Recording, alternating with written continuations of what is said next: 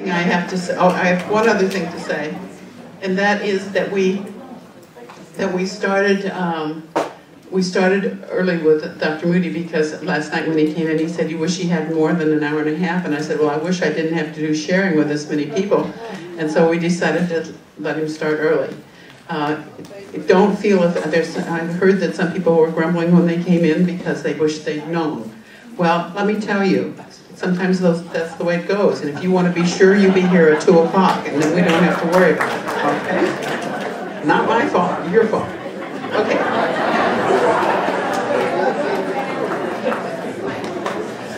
This is the other thing that you need to know, and this is really, really important.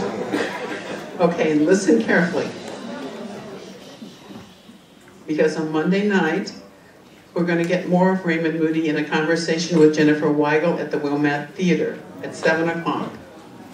And it will be fabulous. She has a way of asking just the right questions, and I'm sure it's going to be really, really interesting, and we need to fill that theater. So, 7 o'clock on Monday night at the Wilmette Theater. You can take the Metro, it stops just right half a block away, or you can take the L and get the bus or a cab or Uber or something. It's only, what, a half a mile from the L station. It's not far, but it's a little further than the Metro. The Metro stops right there in front of it. So please come. We want to see you all back there on Monday night at 7 o'clock. So we have a really good audience for him. We have such great people, and you can feel it. I can feel it. Can you feel this room? It's so amazing. People who can see spirits say this room is filled with angels every month. They all come because they love what goes on in this room when we're doing this. And it'll be like that at the Wilmette Theater on Monday night, too. So we want to see you all. 7 o'clock? Yes? Yes? Yes? Yes? Yes. How do you buy the tickets in advance? What? How do you buy the tickets in advance? Online. You can go online and buy tickets in advance. For the Wilmette Theater? For the Wilmette Theater. Just Google Wilmette Theater. And I think if you buy 2, it's cheaper. I think they're $25 for a single at the door and $35 for 2. Yeah, you can call them. And you can call too? You can call too. Okay, so get your tickets in advance and you're sure you have a seat and come join us for that. Well, now, the best part. We save the best to last. So we will continue where we left off with Dr. Moody with much pleasure.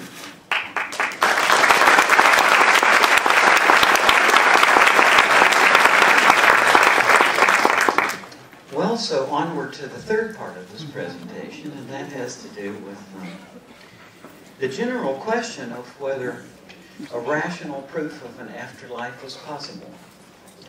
And I want to preface this again by saying I take this question seriously. And so this is a very important thing to investigate, whether there's a rational proof of an afterlife. And not everybody wants a rational proof of an afterlife. Right? Some people say that they know the answer because of their religious faith, or that they've had a personal experience where convinced them, and those things are fine. I'm not a religious person myself, but I mean I understand. You know, if somebody says, "Well, I accept this on the basis of a faith that I have," that's fine. Or if somebody says that I accept this on the basis of an experience I had when I almost died, and I accept that, then I'm fine. You know, who is to contradict them? And but the third sort of way that's been involved, people have been involved in looking at this over the centuries, is they ask the question: is there a rational route to the proof of an afterlife? And this raises all sorts of difficulties because it's been my experience that some people who say that they want a rational proof of an afterlife don't really seem to want that at all. Rather, they want somebody to put up some argument which has the outcome that they want. And there's a difference between instrumental reasoning, which is where you just reason something out to see what the answer is, because you want to know what is. And that kind of reasoning to me is fun. It's why I'm in the work I do of philosophy, is that to me it's just fun to know the rules of logic and to ask myself a question and try to bear down on it and to see what reasoning provides. But there's another kind of reasoning which is not fun at all, in my opinion, and that's values reasoning. And that's where somebody thinks they already know what the answer is, and so they've got to put some set of considerations together which will try to convince somebody else or whatever. And I just think, what a bore. I can't imagine. You see them on TV all the time, the ideological rightist or the ideological leftist. You know, whatever the issue is, they're going to have a predictable outcome. And I just think, what a boring thing. I just can't imagine that mindset. So the question I would ask is there an instrumental reasoning pattern? In other words, if we just set out and really want to know the answer, is there a process we can go by that brings us closer to the answer on that? And I would say the answer is yes. Now, still not in a proof, but where we can get further than we have ever been in history to an answer to this question by a new methodology. And to go back into the history of it, you know, to me, reality is a lot more fun than fantasy. And I understand if somebody wants to live their life in fantasy, or I want it to be this way. That's okay. I mean, who's to say? But to me, the more fun is to try to figure out what is. Right? And when we get into the afterlife question, there's some complications. And that is that in the real world, there are two people in history that have come closest to giving us rational enlightenment on this afterlife question. And they are Plato, in several of his dialogues, but most importantly in his dialogue, the Phaedo, which is, and I can say this here at the age of 73, having read that at the age of 18, and have studied this question since then. If you want a genuinely rational look at the afterlife question, the Phaedo is the beginning.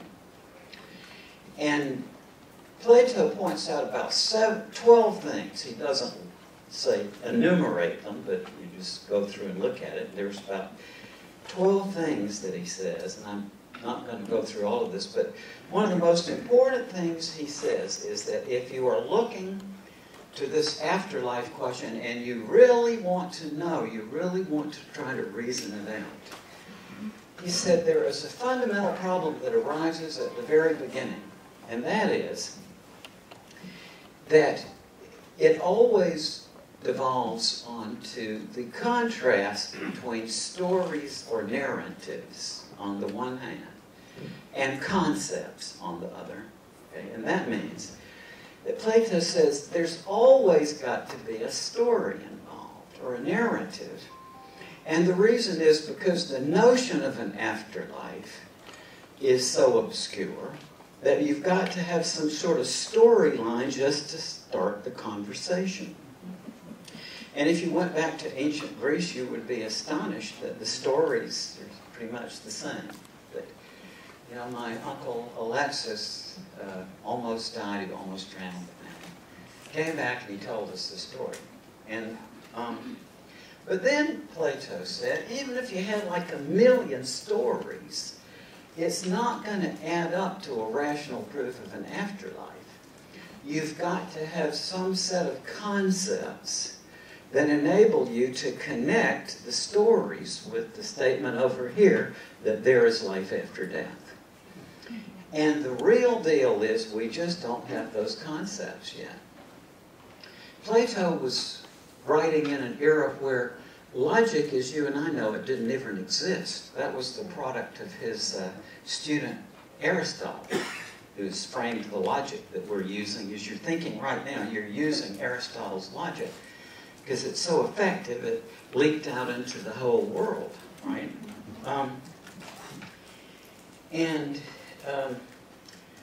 So this difficulties that immediately comes up here is this.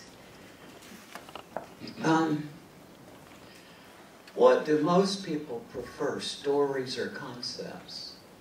Stories. Yeah. Most people love to hear stories, but conceptual reasoning is something that very few of us have a great deal of fun with.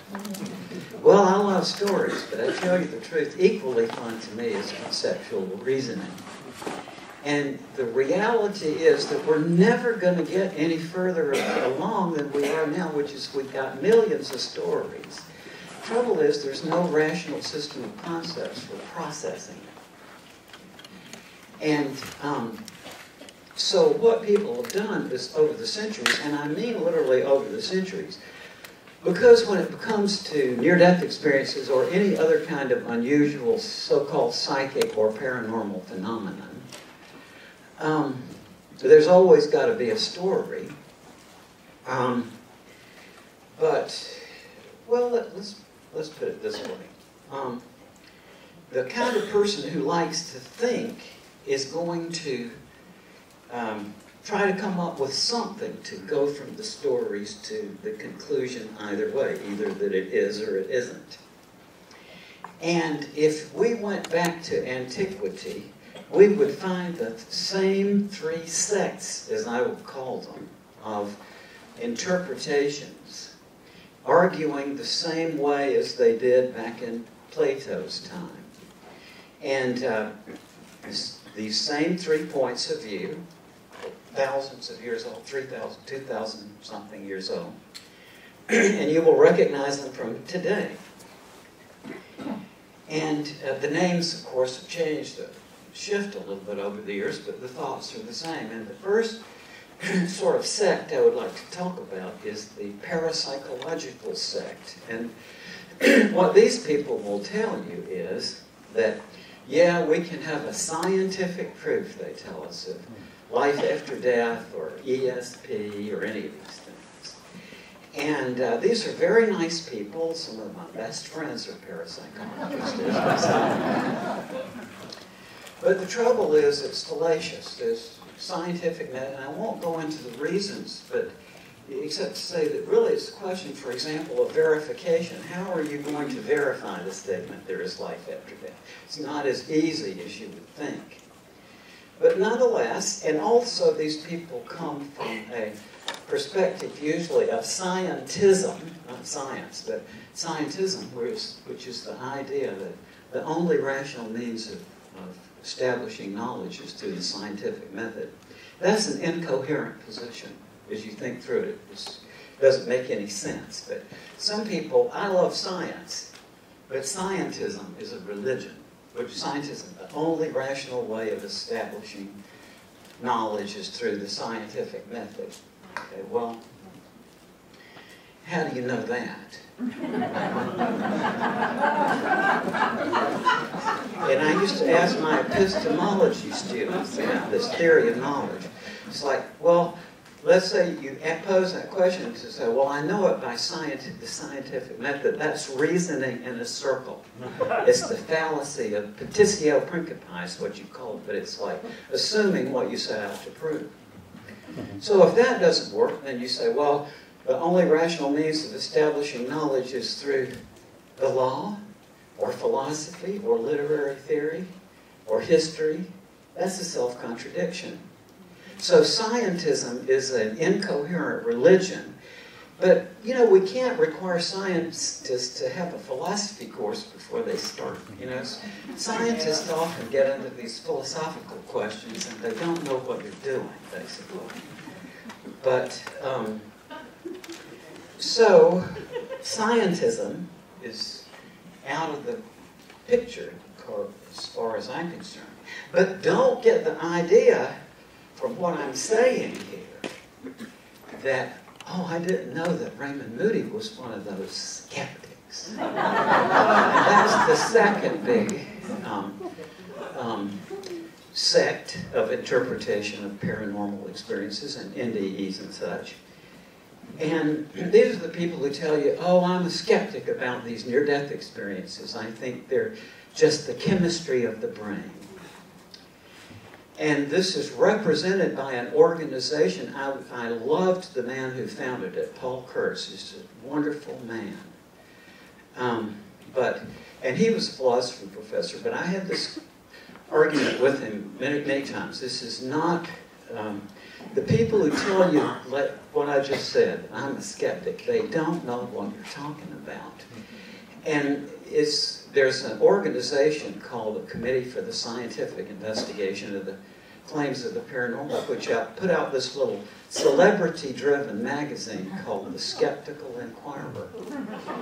And this group is very irksome to me, but not for the reason you would think. It doesn't have anything to do with near-death experiences. But it comes from the fact that I love to teach philosophy, okay, especially Greek philosophy. Now, when somebody tells you from that organization, oh, I'm a skeptic, you got to realize, first of all, you need to take into account that a lot of these people are Houdini wannabes. You know, their life hero is Houdini, who they sort of worship, and they want to emulate him by going out and debunking things. And then there are also various kinds of scientists who think they can do philosophy. And so this group is, I'm sorry, ignoramuses. And I'll tell you why. And I'll tell you, this is why I'm so irritated by that group. The fact that somebody says something, and what they say, of course, is that all of these things are fraud, hoax, illusion, psychological things.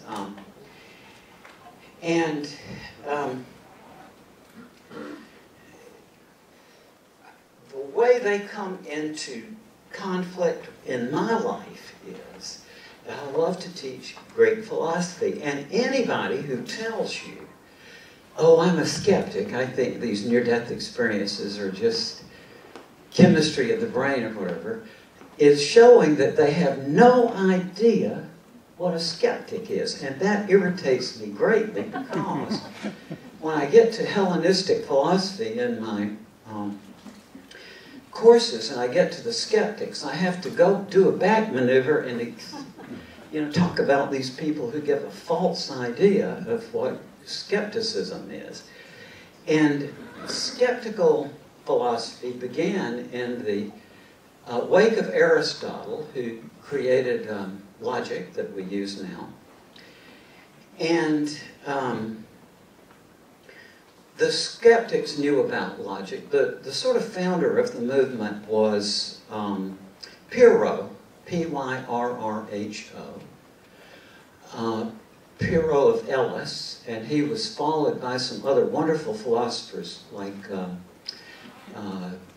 Sextus Empiricus, most famously, who wrote the sort of standard textbook of skepticism in the ancient world. And, I just started, for a few years, when these people told me they were skeptics, then I would say, oh, well, I like Pyrrho too. Huh? Yeah, Sextus Empiricus is one of my favorite philosophers. Huh? They don't even know what the idea means in the first place. As you can see very beautifully, if you look into the opening paragraph of the classical manual of skepticism from antiquity, which is Sextus Empiricus, Modes of Skepticism, and that's what skepticism is. And this is how Sextus begins his description. He says, well, a lot of us want to know, and there's three kinds of approaches. He says there are the academics, and that's Plato and company, okay? And they say that knowledge is impossible, right? The motto of academia is, wisdom consists in knowing that you don't know. So the academic position is that knowledge is impossible. Then there are the dogmatists, but no, it's not a bad word in antiquity. Dogmatist it's not like we use it pejoratively now, but in antiquity it just meant somebody who thinks there's a resolution, that they got the answers, right?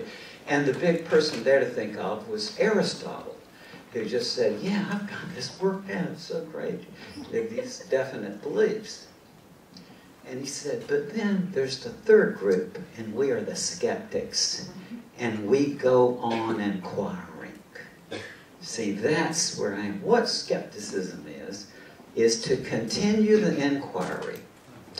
Now, let me give you an illustration of what this is all about. They didn't distinguish in antiquity, as we do, between the spiritual quest and the intellectual quest. And so what the skeptics had discovered, that in the wake of Aristotle, who had come up with the code of logic, if you think of it, the logic is a set of rules and principles for enabling us to draw a conclusion, right? Rules and procedures to get to a conclusion. So what the skeptics ask is, what if we don't draw the conclusion, right? And what they found and I had some of my most pleasurable memories from my education are reading about Pyrrho and reading Sextus Empiricus, and just wonderful memories. And to me it's kind of offensive that these people put themselves out there as we're skeptics without even knowing what the word means.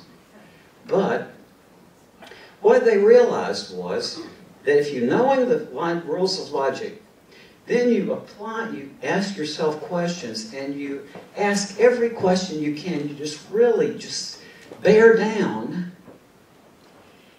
and follow every question and all the reasoning. But then what you do at the end is you withhold a conclusion. That's what skepticism means. Now, why did they do that? It wasn't just being cantankerous. It was that they found that if they practiced this assiduously, as I can testify myself in my own life, it does an amazing thing to your mind.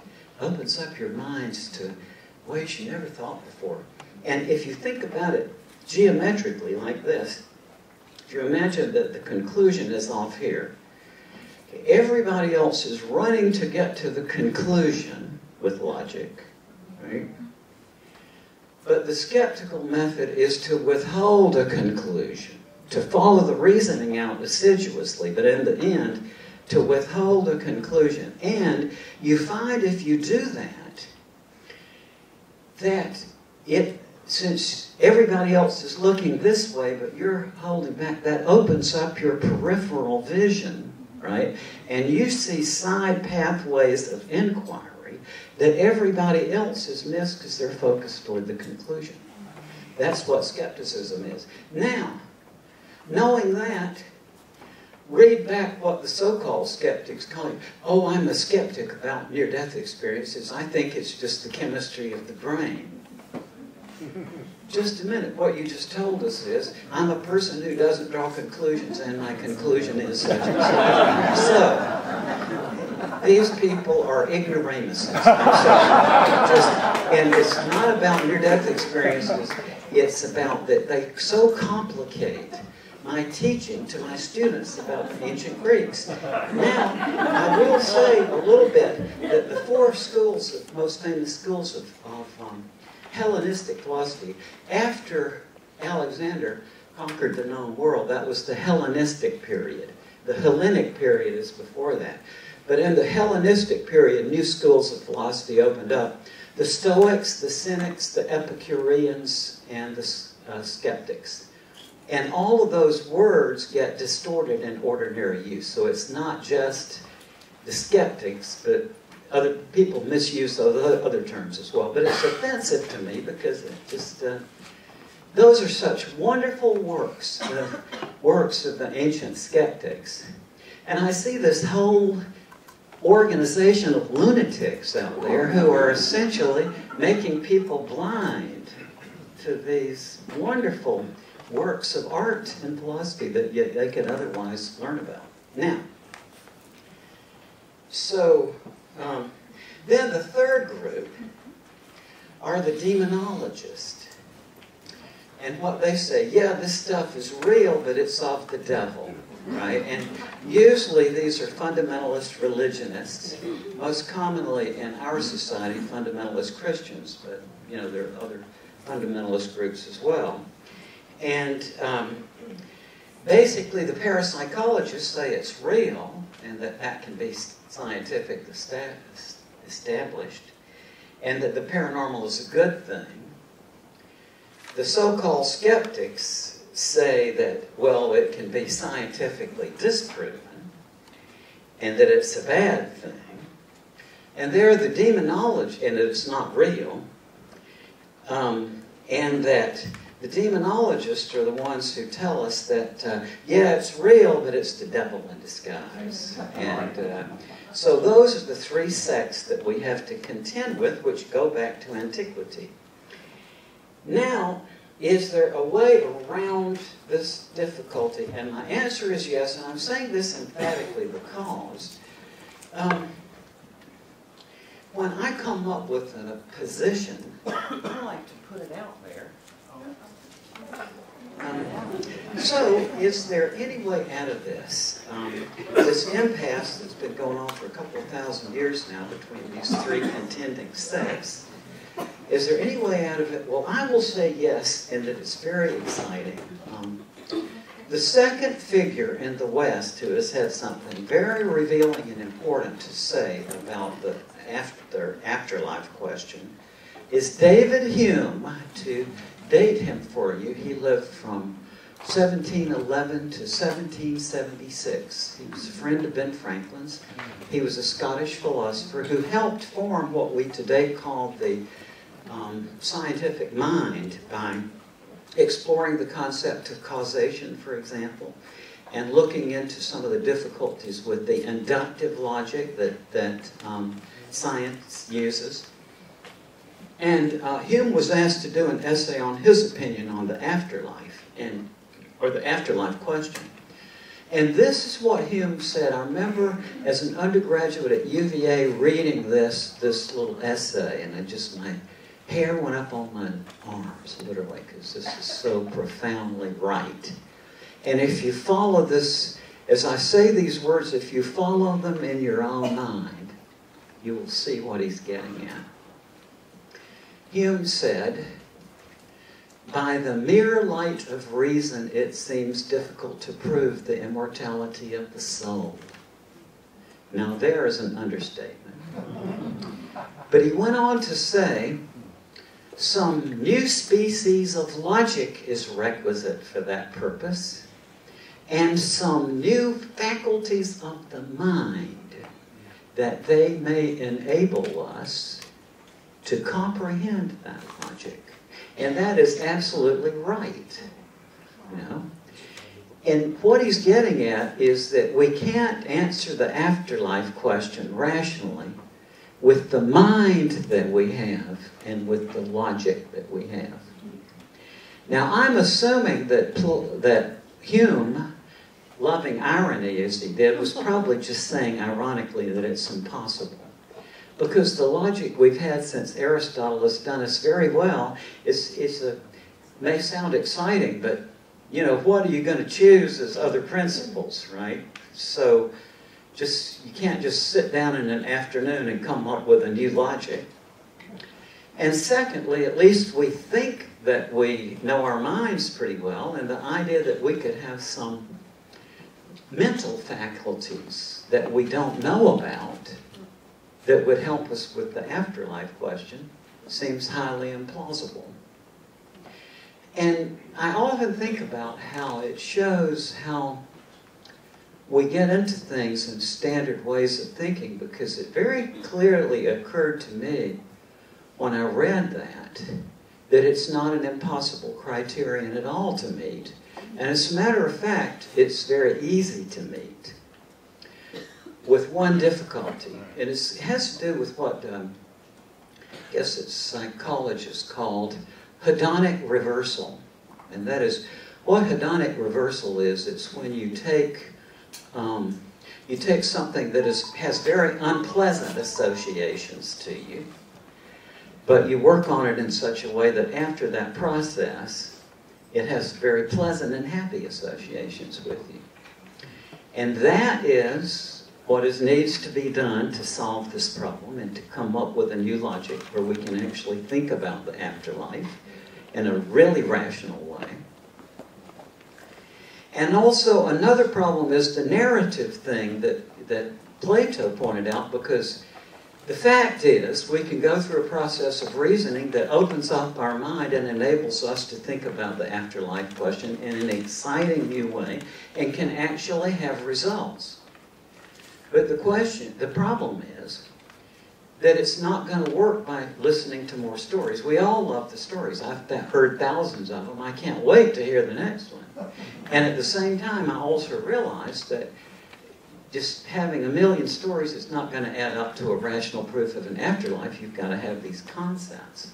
Okay, now, what I can tell you for sure is that as sure as I am about anything, and it's some years ago I finished up my manuscript on this, which is literally what I've been doing since I was a kid. I wrote my doctoral dissertation on this in 1969, and I've taught it throughout my philosophy career.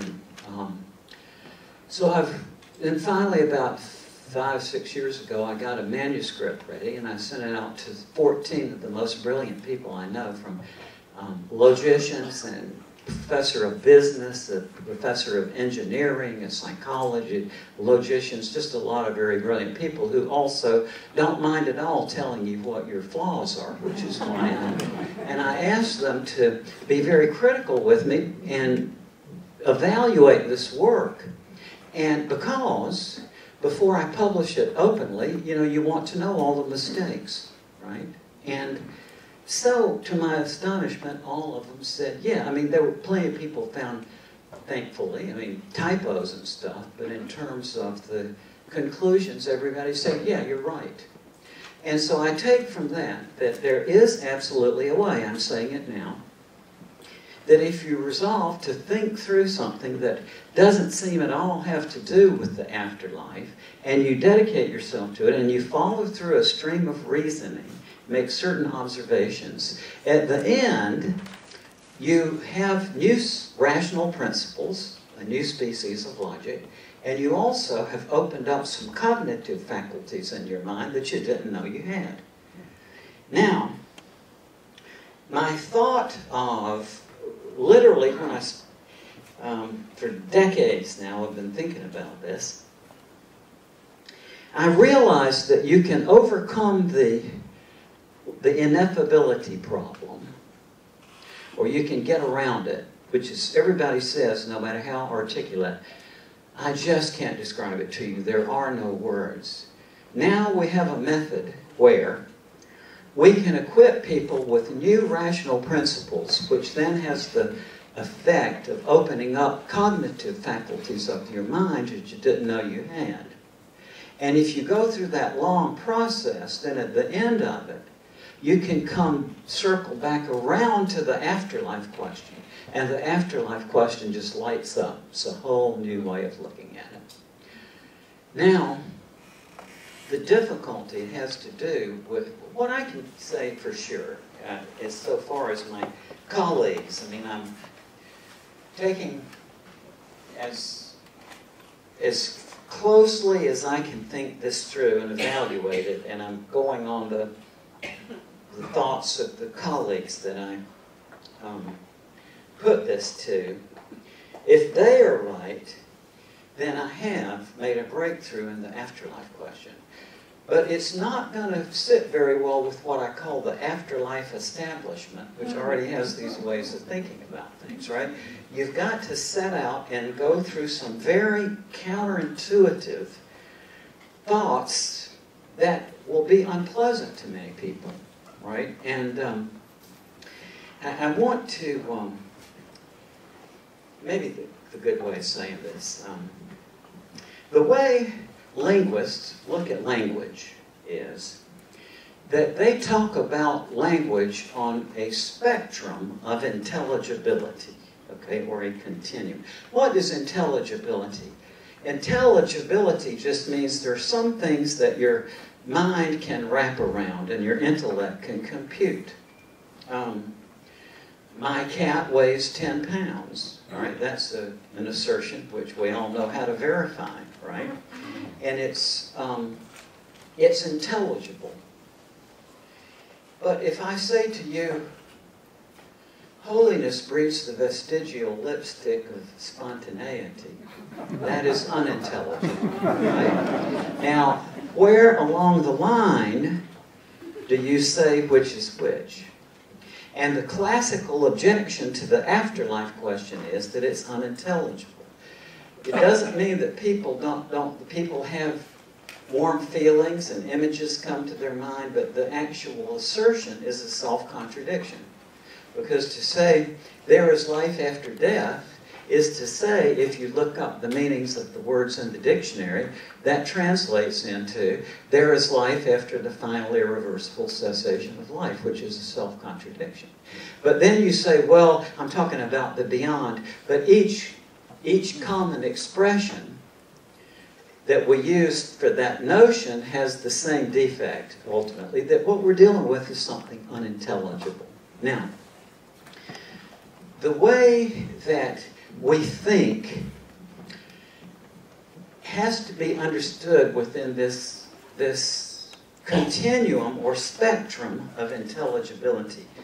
Over here on this side, we have the literal domain of language. And the literal domain of language is what we use in science, for example, when we're thinking about problems we want to, really figure out. Okay, and we think that distinction goes back a long way because we learn it so early, but the person who distinguished between the literal and the figurative was Plato. There was no such thing as that distinction before Plato, and he coupled it with the true-false distinction, which is why we say the literal truth, right? So if it's logic and all and rationality we're dealing with, and this over here is the literal domain. But then we go over this way and we get into the figurative domain. And whereas the literal domain is processed in your conscious mind, you mostly process the figurative domain, or figures of speech, on the preconscious level. What does that mean? Well, in high school, you all learned certain number of figures of speech. Metaphor and simile and oxymoron and alliteration and, the list that you learned in high school, which is about 12 of them or so. But in fact, there's dozens and dozens and dozens of them. And you all know how to use them, and you use them every day, but you just never thought about it, so that's in your preconscious mind. For example, I'm going to give you 3 sentences that form a certain pattern. In the first sentence, farmer points a shotgun and says, "Get off my land, stranger, or I'll..." Right? Or in the movies, this often happens. A person is dying, and just as they pass away, say, "I buried the treasure under the..." Or at the wedding party, the person holds up the glass and says, "You've been such a dear friend, I just..." Sort of choked by emotion. Now, how many of you have heard that pattern before? Or recognized that pattern? Everybody, right? You all have recognized that pattern. Have you ever thought about it? No. Right? But once I brought it to your attention, you said, "Well, sure, I've heard that." And that's what it means to be preconscious. And what that particular figure of speech is called is aposiopesis. You don't need to know the word, but it's just aposiopesis is breaking off in mid-sentence and leaving the thought incompleted, right? And there's dozens of those I could easily show you that you have in your mind that you use every day, which you just never recognize because they're preconscious, all right? So, the literal, which is conscious, the preconscious, or the figurative, which is preconscious mostly. Then we get over here and we get into the unintelligible or nonsensical, and there's like a wall, right? And the fact that that wall is there constitutes a major cognitive deficit. It really does. And which makes it effectively impossible to think rationally about the afterlife question and other questions as well. But it has to do with the fact, a cognitive deficit that we could demonstrate right here is that people love nonsense. One bright day in the middle of the night, two dead boys got up to fight. Back to back they faced each other, drew their swords and shot each other. A blind man came to see the fray, a dumb man came to shout hooray. A deaf policeman heard the noise and came and killed those two dead boys. Anybody here remember that one? Yeah. This is a playground rhyme. Or doo-wop music, if you're old like I am, sha-na-na-na-na, sha-na-na-na-na, get a job, right? Dr. Seuss is one of my favorite authors since I was a kid. Lewis Carroll, I've read all that from childhood. And so people love nonsense, but get this, they hate the word nonsense. Now, is that pretty weird or not? We get a bad emotional response to the word nonsense, but in reality, we love nonsense. Now, what that means is that effectively we have shut off large areas of our mind because of dislike of that word. And so when I say things like, which happen to be true, that actually nonsense is an articulatable realm of language just like any other. But because of that prejudice toward the word, it's been blocked off. But if you just allow yourself past that, you discover an entirely new world. You know, the common sense view is, if you think of this is the level of ordinary meaningful language, check out your own perception. But most people think that nonsense is down here, that it's pre-linguistic or below the level of meaningful language. As you can quickly see once you get to thinking about it, that's not true. Nonsense, if this is the level of ordinary meaningful language, nonsense is a supervenient, it's a more complicated form of language.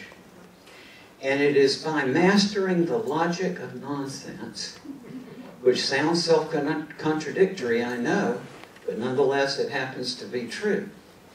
And that by allowing yourself through that process, you open up things that are just amazing. I mean, I've done this. I finally articulated all of these into a full semester-length course on nonsense that I've taught many times at universities, and to great effect. We had some great results with that. And what I see the difficulty with this, as I've known all along, that there are many people who are just not going to break down the psychological barrier, because for some reason it just upsets them that, you know, there's nonsense.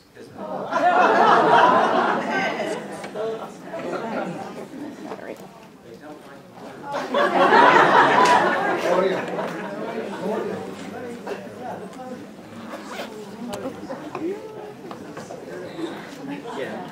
So, all kinds of things are true about nonsense that are very counterintuitive.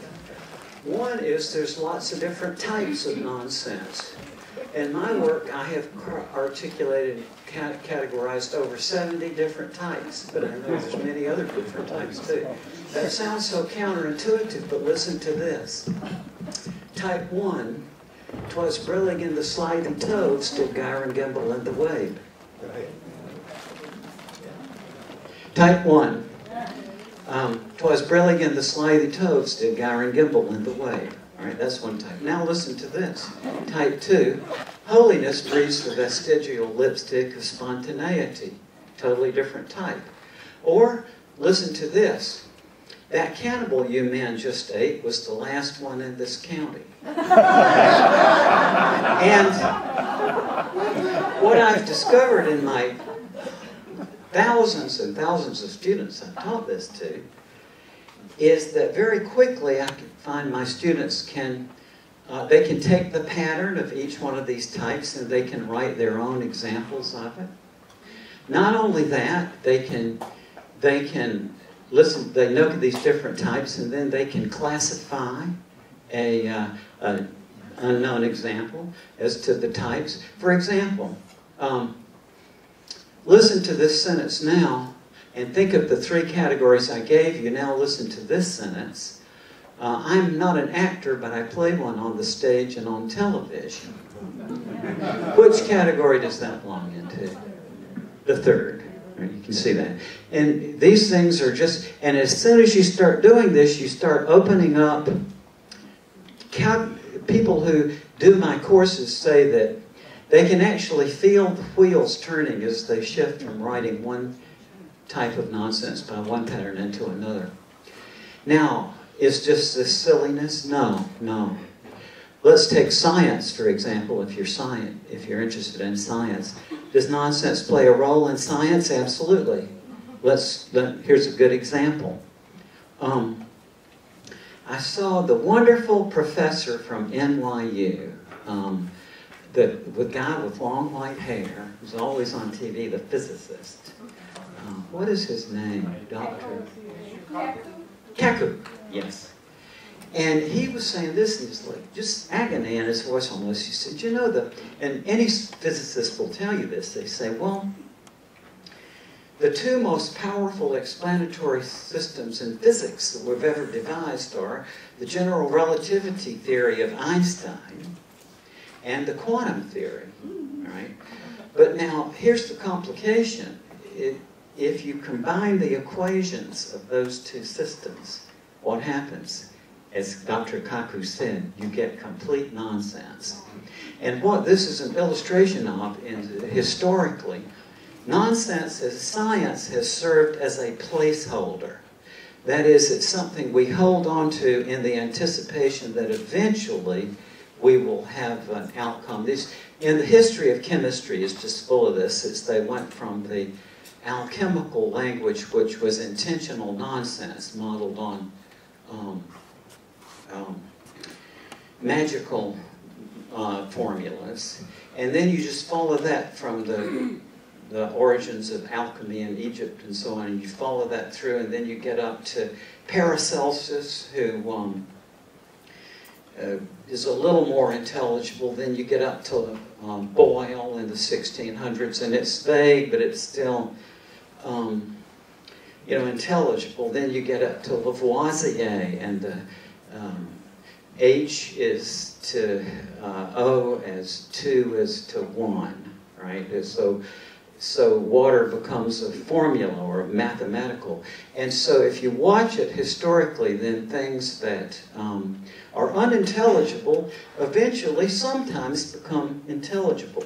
Put yourself back in the mindset of an educated person, with the proviso of this, that as I studied or I looked this up, telephones have been around for a long time, and by, say, like 1915, okay, 1915, everybody knew what a telephone was. Okay, that's just sort of background here. And what I want you to do is to think yourself back into the mindset of an educated individual from 1915. And listen to the following 3 sentences. All 4 of Estelle's grandparents perished and were lost in a shipwreck long before her parents were born. All right? 1915 is nonsense, right? Now, it's intelligible. Because what's happened in the interim is the discovery of the genetic role of DNA, development of cloning, genetic engineering, gene editing. So it hasn't happened yet as far as we know, but it's intelligible. that it could be that all four Estelle's grandparents perished in a shipwreck long before her parents were born. Okay, now listen to this one. 1915, two women got married to each other in City Hall yesterday. Unintelligible, right? But now it's intelligible and a fact because we've changed the legal definition of marriage. Or listen to this one in 1915. I watched a movie on my phone this morning. Right? So unintelligibility is not a fixed quantity. In 2017, the sentences like there is life after death are unintelligible. That doesn't mean that they're going to be unintelligible in the future. And the only way, if you are genuinely interested in a rational investigation of the afterlife, the only way through to that is by understanding this and by taking the effort to go and reason through this.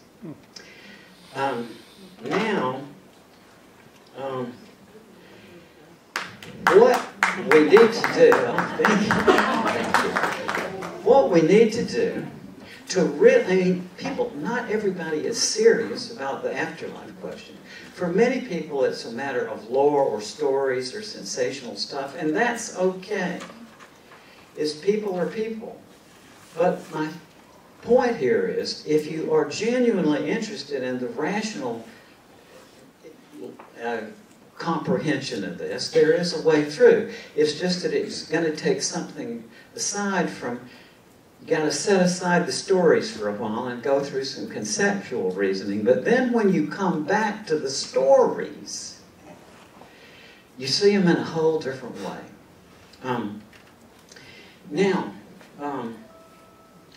What that means is that the way through to this problem is that we have got to, what is the best word for this? Well, I would say this. We've got to maneuver the mind into a position from which this question of an afterlife has a plausible pathway through to comprehension. And it's spectacularly easy to do. The only thing that holds people back is psychological. I can say, and in my opinion, in 2017, the only remaining barrier to rational investigation of life after death is purely psychological. It's no longer logical. And there's just a lot of people who are not going to be able to make this transition because they don't like the word nonsense. Right? Now, and because they don't like conceptual thinking. But putting those things aside, you can really do it. Now, it occurred to me many, many years ago. I first had this thought when I first started investigating near-death experiences, because by then I'd studied logic and I knew I was already... I loved Dr. Seuss as a kid. I said, this has been with me all my life. It's like, what is the nature of the unintelligible? And so, when I first started investigating the near-death experiences, I realized that everybody was telling me that there are no words for it, right? And also I knew from my studies that the sentence, there is life after death, is unintelligible, and therefore it doesn't compute by logic. Okay, now, but I realized that if I could take a bunch of people and I could imbue them with these rational principles of nonsense, that they could see that nonsense itself has a structure that makes it actually a more complicated and complex level of language than ordinary meaningful language. And I could impart these principles and new ways of thinking logically about some various questions. Then, let's start the clock. Just by chance, at some point in the future, some of those people are going to have a near-death experience. And my conjecture, I could prove it to you more fully, but I mean, we don't have the time, but I could just get to the point that that somebody who had a near-death experience after having already absorbed these principles would be forced into a totally new way of thinking about it, or to talk about it. Because when people realize that they have been talking nonsense inadvertently, and you pointed it out to them, then what they try to do is they try to alter what they said to make it intelligible. Now, and so for years and years I've been teaching this course and so on in these workshops, and just kind of assuming and knowing full well that eventually it was going to happen. Well, ho ho.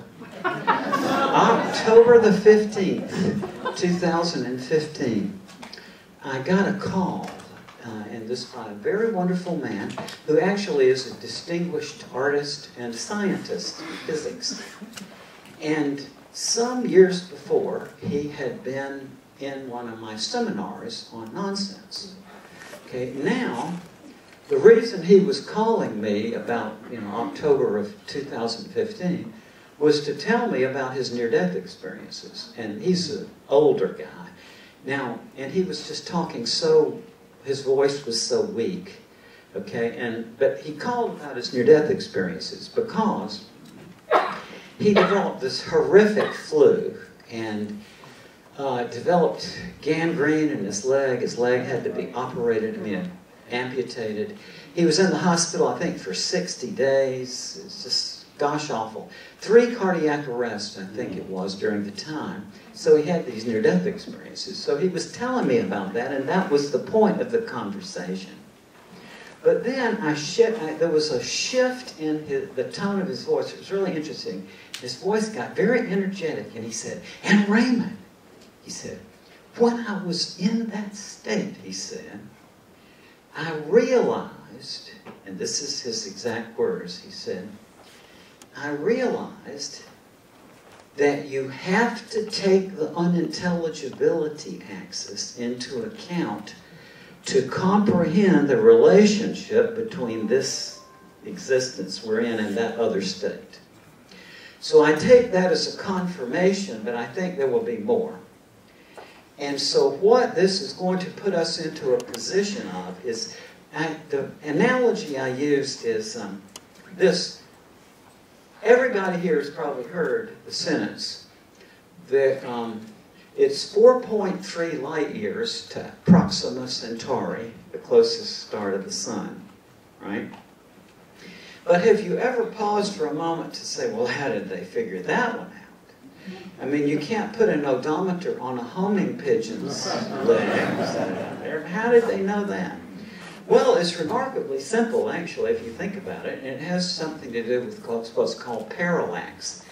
And by the 1920s, they had realized through the Newtonian mechanics that it's on the average 93 million miles from the Earth to the Sun. And that means that the distance across the orbit of the Sun, or the Earth around the Sun, is 186 million miles.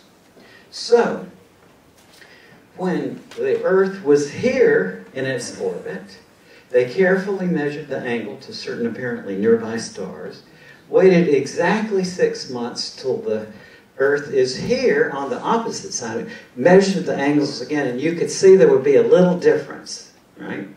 From your high school trigonometry, right? So there's a little difference. And that's called parallax. And just by the equations, they can calculate how far it is out there. Now, I am a genuine compulsive, and so so I got to say here that only works out to a certain about 30-something light years out. If it's beyond that, they have to use a different method, which is called Cepheid variables, and I'm not going to get into that. But the point is that method works for the close-in stars of parallax. Now, what we're going to have now, and we're in the process of acquiring, is equivalent, a parallax method to investigate the afterlife. Let's think in terms of star, and rather than in the star, we got our X out here we're looking for is the afterlife, the notion of an afterlife. We already have lots and lots of accounts of near-death experiences that are viewed through the lens of Aristotelian logic. And that turns it into a travel narrative, right? I got out of my body, I went through a tunnel into a light, I met my deceased relatives, I saw my life pass in review, I returned to my body and came back to life. That's a travel narrative, right? So, seeing it through the lens of Aristotelian logic makes it a travel narrative. In the not too distant future, we're going to have another number of accounts have gone in who look at it not just through the lens of Aristotelian logic, but also these supplementary principles of how you think about something which is unintelligible, and that's going to give you a little difference. So we're on the road to that. Now, that is not the only implication to come out of this. Some years ago, I was lecturing on this, about 5 years ago at a university, and I talked about this, and I also talked about how, as a clinician, it really was interesting to me. When I started medical school, I already had this, in my mind for a long period of time. And when I went into medicine, I noticed several things. One was that, for example, a lot of patients who are ill, whether delirious, for example, or psychotic, or intoxicated with mercury, or nitrous oxide, or ethylene, or people who are under stress, will lapse into nonsense, right? And that's especially pronounced in people who are in the terminally ill process. In the last few days or hours of life, people will talk nonsense. How many have noticed that? All right, look around the room. Just hold your hands up for a minute. How many people have observed this phenomenon? A lot. And it was really intriguing to me because I realized that with the typology of nonsense, you can actually figure out what type of nonsense it is that people are speaking as they go over. And since there's a very simple proof that if somebody went from one state of existence to some other state of existence or dimension and came back, then they would be forced to talk nonsense about it. Let me give you an illustration. How many people here know roughly the Escher diagrams? Escher is a great graphic artist, and he did all these amazing drawings. One, for example, is a drawing of a grist mill, and you follow the water in the trough over the wheel, and you see it come down over the wheel, and then it enters into a mill run, or whatever they call those things, and it goes down, and then it turns a corner and goes down again, then it turns another corner and goes down again, another turn and goes down again, and now it's right back up over the wheel. All right? Or the figures walking around on the top of a building, and they walk up one flight, up the next flight, up the next flight, up the next flight, and they're back to where they were. Okay? Now, we could take three instruments, a ruler, a protractor, and what graphic artists call a value scale, which is all the shades from the brightest white to the darkest black. Okay? And you could take those three things and you could make a very intelligible description of that surface that Escher created. You can say this line here is 12 inches long, and it goes off this line at a 43-degree angle. It would be a time-consuming task, but you could do it. But if you try to put into words what is apparent in the drawing, you get nonsense. He went up and up and up and up and ended up at the same place. It's nonsense. So what that means is when the mind shifts from one state of existence to some other state of existence, it has to talk nonsense to make the description come out right. Now what this means is that if people came back from the other side and did not talk nonsense about the experience, something would be wrong. It would be an indicator that they really didn't go to the other side. Now, when Lincoln was president, read this in the 8th grade, and I think it was in Carl Sandburg's biography of Lincoln. It was a very formal state ceremony. I forgot what was going on. And everybody was gathered around, very serious. And Lincoln's part in the ceremony called for him to mount a horse and to lead a procession away from the scene. But when Lincoln got up on the horse picked its own back hoof up and got it caught in the stirrup. So the horse was bouncing around. Everybody shocked into him. So embarrassed for the president, complete silence. How embarrassing. So Lincoln looked down at the horse and said, well, if you're getting on, I'm getting off. And everybody just broke down laughing. Okay, now, one of the more common forms of nonsense poetry is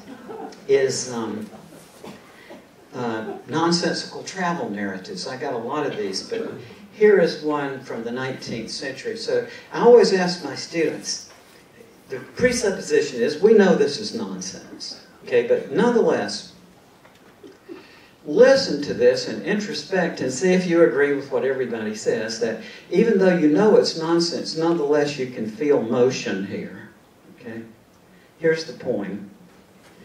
Why and wherefore set out one day to hunt for a wild negation? They agreed to meet at a cool retreat on the point of interrogation. But the night was dark and they missed their mark, and driven well nigh to distraction, they lost their ways in a murky maze of utter abstruse distraction. Then they took a boat and were soon afloat on a sea of speculation. But the sea grew rough and their boat, though tough, was split into an equation. Now, how many would agree that even though you know that that's nonsense, it nonetheless creates a very vivid image in your mind of motion right now? What is it that people tell us when they come back from a near-death experience? They say, number one, it was not in time. It was timeless. Did not take place in space as you and I appreciate it. And there are no words for it. But what I'd have to tell you was I got out of my body, I went through a tunnel into a light, I met my deceased relatives, I came back to my body and returned to life. That's a travel narrative. But how do we know the meaning of a travel narrative is the concepts of space and time?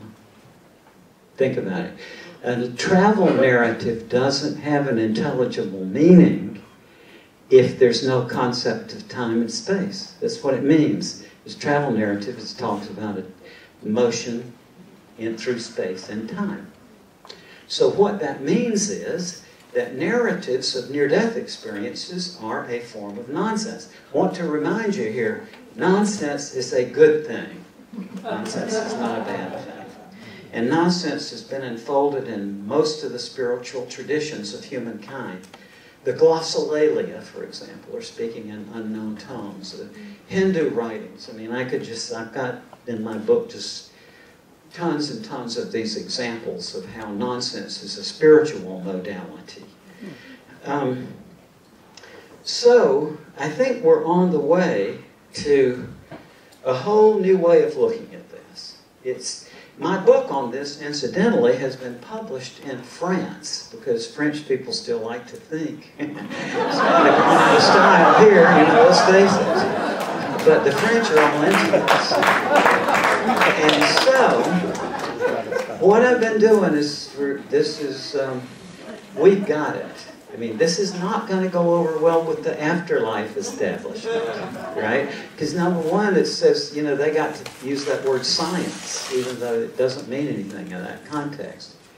If you shift your language just a little bit and you say, well, is there a rational method to getting enlightenment on the afterlife? Yes, there is, right? But it can't be just a narrative adventure. You've got to think through some concepts. And you've got to do a hedonic reversal. People have this visceral dislike of the word nonsense. But in reality, they love nonsense. In music, playground rhymes, so on. So at that point, I'm just going to shut up and ask, any comments or questions you have. 20 minutes. Good.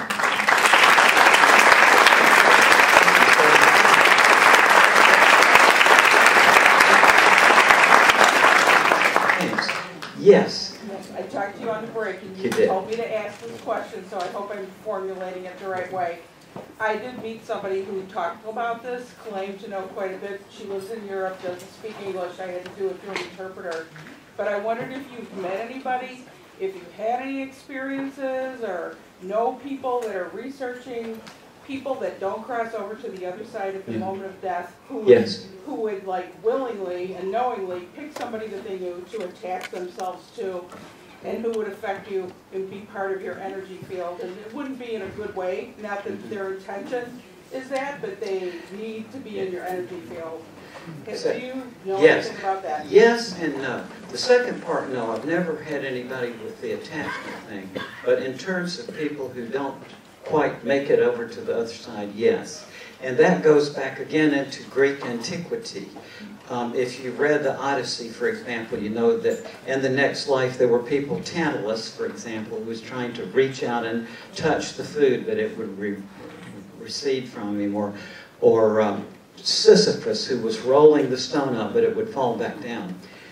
Yes, there are many accounts of near-death experiences in which that takes place, where people say that, and these are in cases where the cardiac arrest went on for impossible lengths of time. It's incredible that they even lived.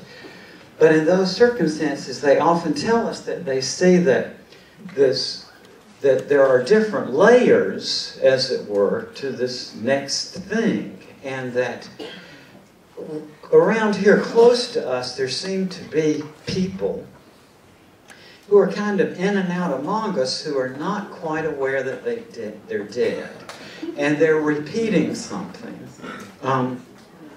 George Ritchie, for example, told me that he saw this young man walking down the street when he was out of his body, and he saw this young man, and he said, in and out among over that young man was this woman who apparently was unaware she was dead, and she was trying to talk to this young man. George figured that in life that she had been his mother, and wasn't able, she's still trying to tell him what to do. And I've had a lot of people like this, and it sounds ghastly, but what people tell me say this, they say it's just a glitch, it's not anything. Generally people who see this get the impression that these people don't quite get it, that they're dead, and they're repeating something compulsively. And I've heard a lot of those, but invariably they are from within cases where the cardiac arrest went on for impossible lengths of time. But they say that in and out among those people are people who are trying to kind of wake them up, just say, snap out of it, in a real jocular mood. Yes? Dr. Moody, thank you. That was a brilliant presentation. I loved it. Thank you. I do channeling with spirits in the next life through a variety of mediums. And I've seen the most interesting combination of lucidity and nonsense in these communications. Yeah. The conversations Yes. are very clear, perfect English, but the concepts they invoke are what Einstein said, crazy, is it crazy enough? You know, and Exactly. we hear about infinity and eternity and the Mobius strip of reality, Yeah. and time is not real, and location is not real. So, you can get very lucid explanations of these things, but then you do have to resort to the thinking you mentioned to understand it. And That's right. And lift up the level of your own thought. If somebody thinks they can get and comprehend the afterlife without thinking concepts about unintelligibility, they're just off the beam. But in terms of that, I was just, I just observed when I was in medical school, I'd already done my work on nonsense and classified all these different types of nonsense. And I noticed that patients with various kinds of conditions talk nonsense.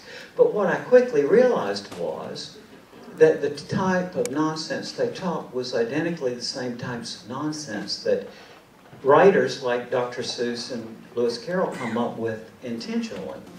So what nonsense is nonsense, whether it's inadvertent or involuntary or deliberate. And it's something it has its own structure. And so, having observed this on the ward, as we talked about earlier, as like everybody, so many people here had seen that, well, I got to thinking, if we can monitor the kinds of unintelligible communications or nonsensical communications that dying people convey to us, and we classify them by what type it is, then we know that when somebody flips over to another state of existence, they have to talk nonsense during the transitions. Therefore, that opens up the possibility that we can catch somebody in the act of transferring over to the other side by monitoring the communications of the enigmatic nonsense of the dying. So in the audience that day, when I was lecturing on this, I mentioned the lecture I gave, this nice young woman, Lisa Smart is her name, S-M-A-R-T-T, bounced up and she said, the reason I came here was that my dad died 2 weeks ago, and he was, 2 months ago, I guess, and he was talking nonsense as he died, and I was so intrigued by this because she's a graduate linguist, expert in linguistics from the University of California, which, as you know, is the best linguistics school in the country. So Lisa just immediately took this up as her research project, and now she has published an amazing book called Words at the Threshold. This is a wonderful book, and so look that up. And it's what she recorded the dying utterances. We can see the different patterns of nonsense people speak as they die, and so I think theoretically we're going to be able to catch them in the act, going from here to there. Now, I mean, this is just vast. We're finding out some amazing things here. And we are on the verge, I think, of real rational investigation of the afterlife, not by lapsing into pseudoscience or anything like that. Yes? Which makes me think of two experiences that are common to all of us. One is dreaming. Yes. And the other is experiences with people who are demented. Yes, absolutely. Thank you for that, because, or in talking in your sleep as well. When people talk in their sleep, they usually talk nonsense. Or you may have a literal dream which you can relate in ordinary meaningful language, but often dreams are, when you talk about them, you have to relate them as nonsense, right? I had a dream when I was a young philosophy student in which I was holding my arguments in my hands. And in the context of the dream, it made sense. But now when I woke up, this is nonsense, right? And it's in transitions from one state to another that nonsense is often generated. Now, you mentioned dementia is the same thing. I was a geriatric psychiatrist for a year before I went into forensics, and had a lot of that. Yeah, and you can begin to sort of understand what people are saying in that context if you realize what the structural principle behind all different types of nonsense is the same. And that's what makes it a more complex layer of language than ordinary meaningful language, because each type of nonsense has this structural formula, that it obeys some rules of language, but it breaks other rules of language so that the outcome is unintelligible. For example, the sentence, "'Twas brillig and the slithy toves did gyre and gimble in the wabe," is that grammatical? Yeah, it's in good English grammar form. And the trouble is that it has these meaningless made-up words interspersed there. "'Twas brillig and slithy and toves." The question I would ask is, do they sound like Polish words? No. Do they sound like Russian words? No. Sound like French words? No. Do they sound like English words? Yes. So that formula is you make up some meaningless words that by the rules of phonetics and English word formation, and you put them together in a grammatically sound structure, and so that you get that type of nonsense. So there's many different types, and so each type of nonsense, see, breaks some rules and respects others. That means that when somebody is going into the dying state, by studying their language, we can figure out what rules they break and what rules they respect, and that gives a backhanded insight into what's going on in the dying mind. Yes, Howard?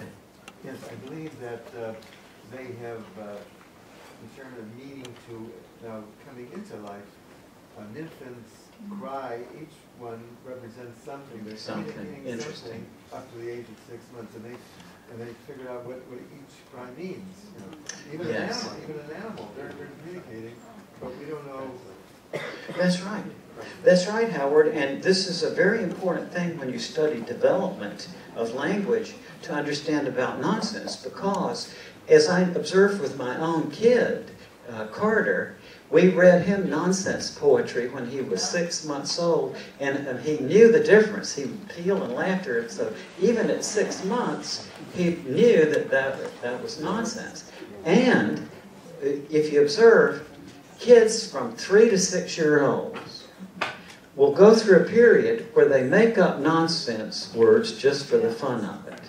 Now, what that signifies, paradoxically, is that they know enough real language to tell the difference and to use that difference for the fun of it. Yes, ma'am?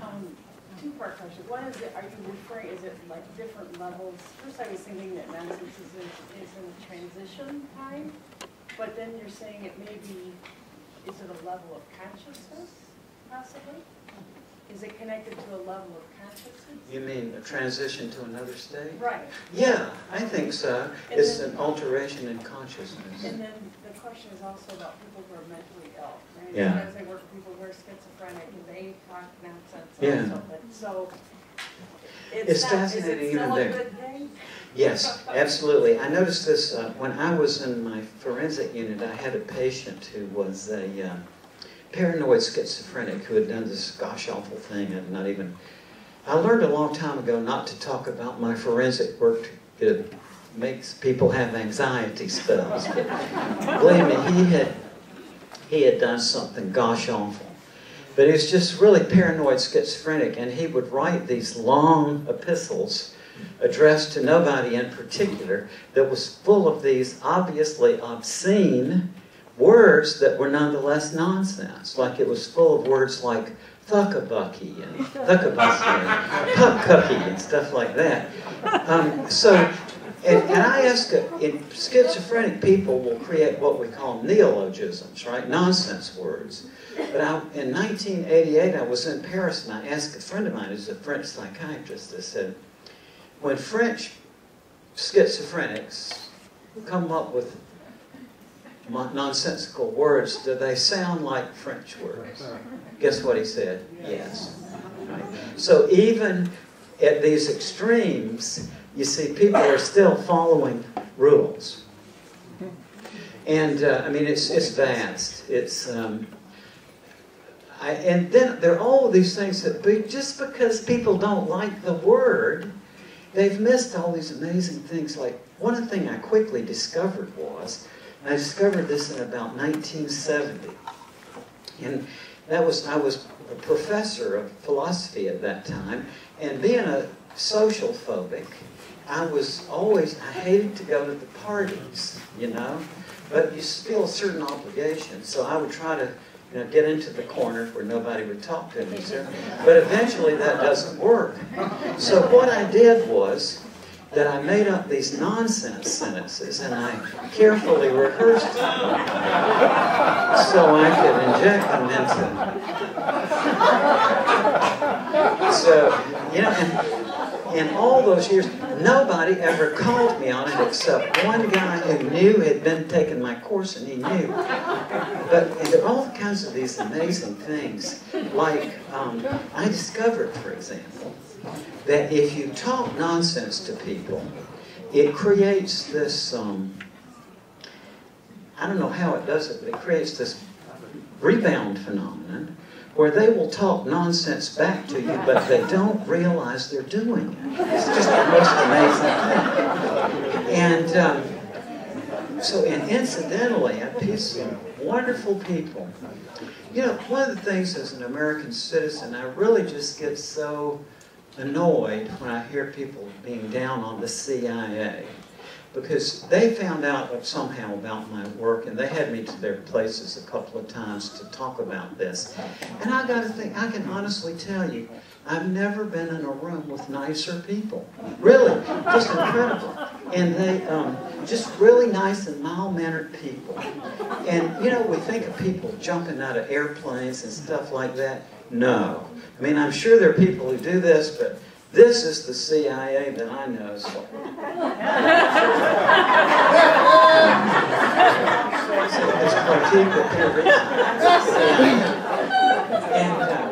so one of these officers was really interested in my finding that about you can precipitate this thing where people will talk nonsense just by talking nonsense to them. And just a while later, he communicated with us. He said, my colleagues and I were able to replicate your findings very easily just by walking into the local Starbucks. Now, you have to do this with pizzazz. But you can do it. And you just, for some unknown reason, it scrambles people's circuit and they'll start talking nonsense to you. Well, I have our assistant for 20-something years now has been Linda, who was raised in a military family, and she has that whole way of being, and she's, you know, there's a right and a wrong and everything, and that's back in 1997, I spoke a nonsense sentence, I don't remember it, to Linda, and it just, you could see it just, her circuits went completely, and then she started talking nonsense too. I mean, it's just, try it yourself, you can do it. Yes, Howard. You know that people are given names, but for some reason, they end up with a name which is nonsensical, and this is what they call themselves, right? Yeah. Yeah, crazy. Every unit of language that we have, you can create in a nonsensical format. In other words, you can use any form of language. You can lay a layer of nonsense down over it, and you can create nonsense. For example, let's take... Pig Latin is a code. It has a meaning, but you have to just transpose it. And a code is not nonsense. Let's see, but here is... listen to this. Lewis Carroll just took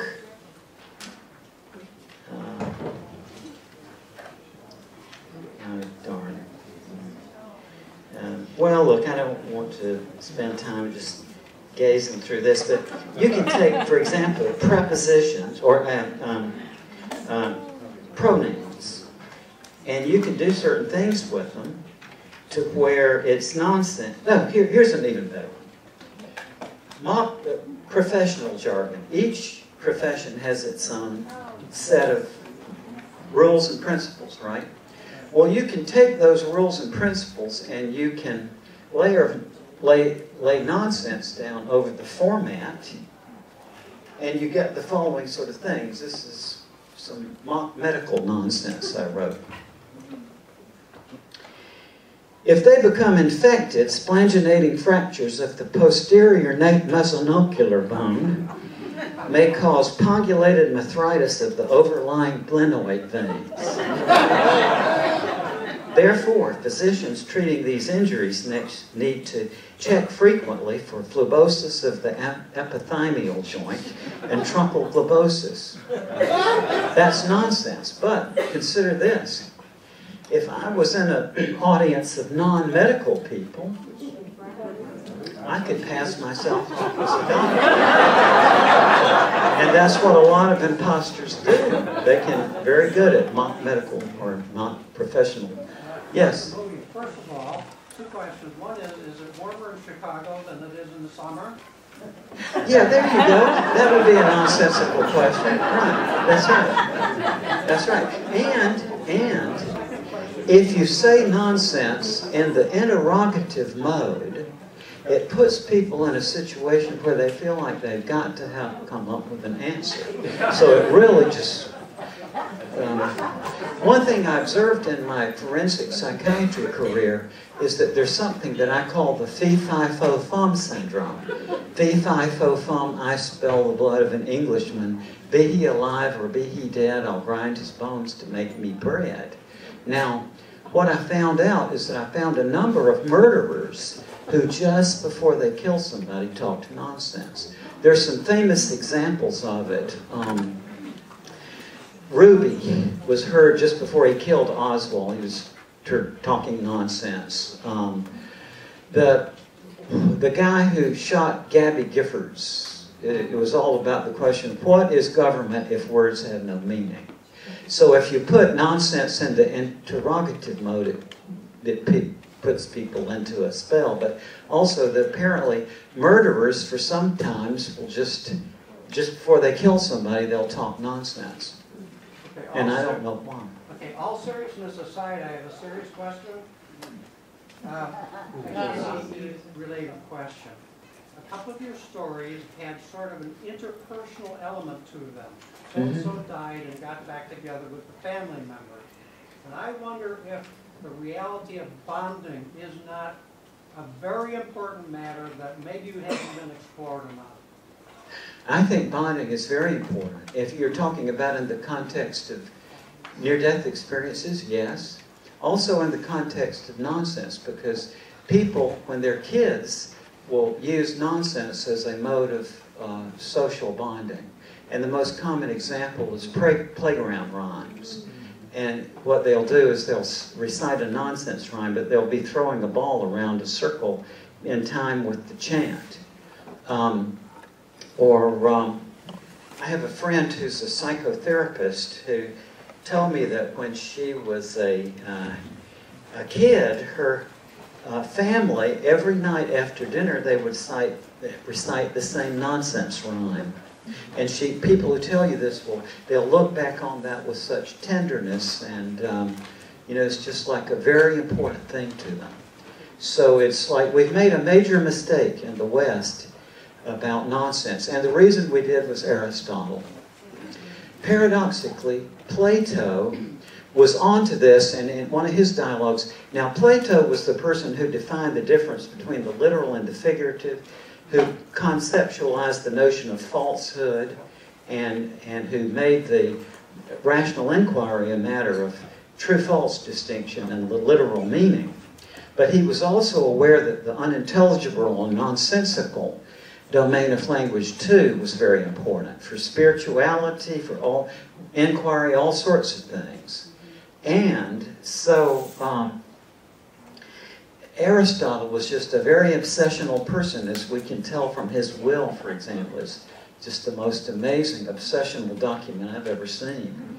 And so his favorite word for nonsense was random talk. Well, we've already seen that far from being random talk, nonsense is less random than ordinary meaningful language.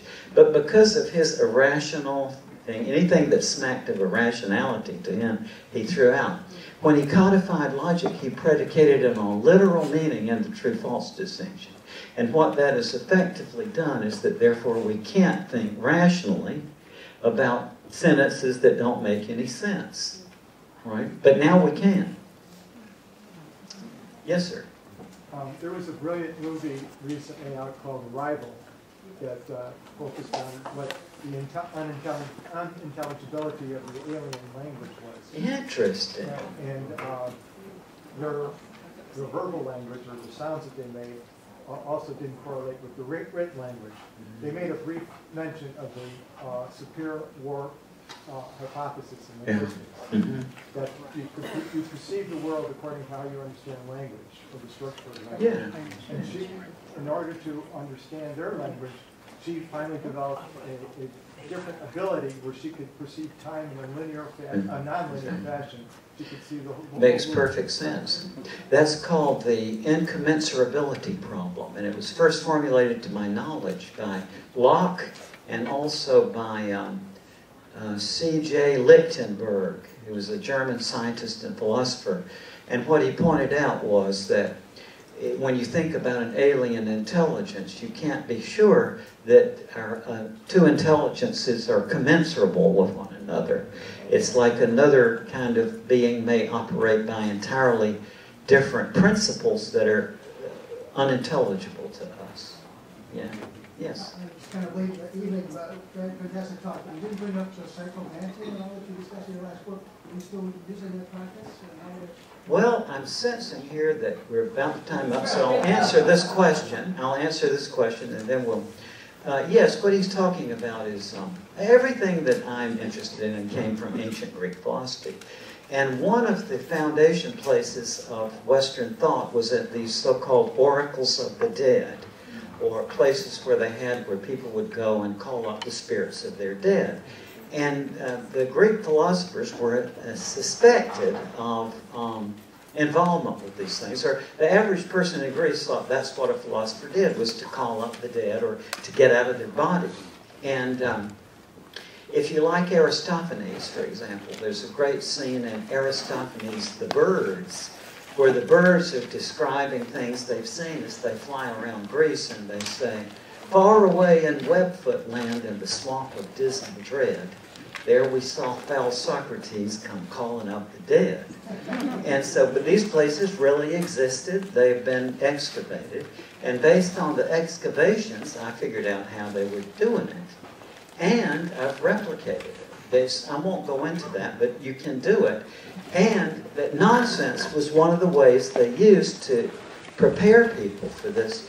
If you ever saw that movie, Beetlejuice, I had to sit through it 3 times. This was 1988 to get this down. But in antiquity, they called up the dead by nonsense formulas. And they have that in the Beetlejuice. And you remember it's a haunted house, and so the medium calls up the spirits of the dead, and this is what he says to do it. Hands vermilion, start of 5. Nightshades, hands vermilion, start of 5. Nightshades promise, ravens dive. To the dead, to the living, let now the dead come alive. But the point is that the purpose of these nonsense formulas was to alter the consciousness, where people would be more receptive to these altered states of consciousness where they could see the dead and so on. Anyway. To be continued. And I didn't get around to my Amway products.